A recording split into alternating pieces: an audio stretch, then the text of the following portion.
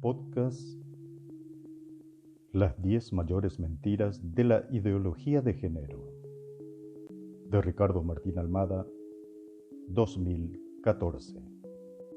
Episodio 1. Primera parte. Voz en off, Miguel Yegros. Sean todos bienvenidos. En tiempos de engaño universal, decir la verdad es un acto revolucionario. George Orwell.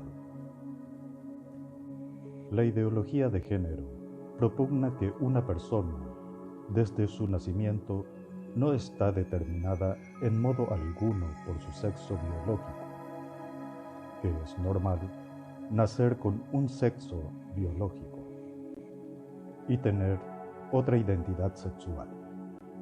Por ejemplo, nacer hombre y volverse mujer. También que puede nacer con un sexo biológico y es normal tener cualquier orientación sexual, homosexual o bisexual.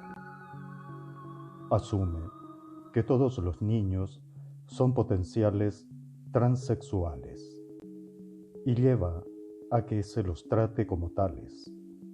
Y la prueba está en este reporte sobre kindergarten suizos, donde ya está prohibido diferenciar como niño o niña a los alumnos. Nadie es hombre o mujer, sino lo que va construyendo. ¿Qué puede ser más confuso para un niño? Vuelve normal para la población en su conjunto, algo que siempre han sido excepciones, con la excusa de la inclusión, derechos humanos y no discriminación. Todo esto sin ningún sustento científico y con una fuerte campaña política de promoción de la homosexualidad, impulsada por instituciones con fondos millonarios como Open Society Foundation y Planned Parenthood de George Soros. La gran mayoría de homosexuales no militantes no se sienten representados por este pensamiento, ya que es una creación artificial que nada tiene que ver con el objetivo de defender a las minorías. El blanco principal son nuestros niños, víctimas en Europa de agresivas campañas que defienden los cambios de sexo a niños transexuales, sin pasar por ningún tratamiento psicológico, como si el niño estuviera en posición de decidir. Fue conocido el caso del camión publicitario. No todos los niños tienen pene. En España, el número de niños confusos sobre su propio sexo está aumentando rápidamente en el mundo desde que se aplicó esta ideología en los colegios. En Europa, en los últimos 5 años, aumentó en un 1000% el número de niños que se someten a un tratamiento transgénero. Esto, en Paraguay, aún no se introdujo, pero que refleja la tendencia mundial que debemos detener antes que sea demasiado tarde.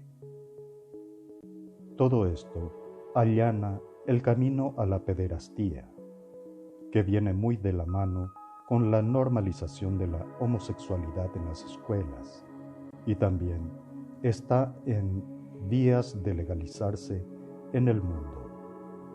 La idea de que el niño tiene derecho a tener relaciones con adultos si lo desea. Como vemos, el rumbo que toma en el mundo nada tiene que ver con derechos humanos y es nuestra responsabilidad como adultos conscientes la de bloquear el avance de esta ideología en nuestro país.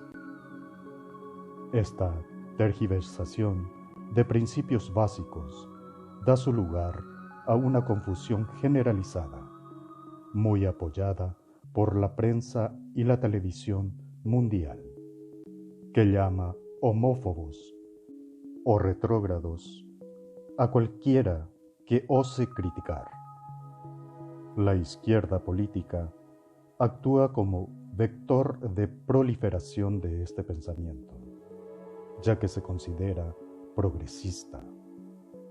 La pregunta es, ¿qué proceso queremos para nuestra sociedad?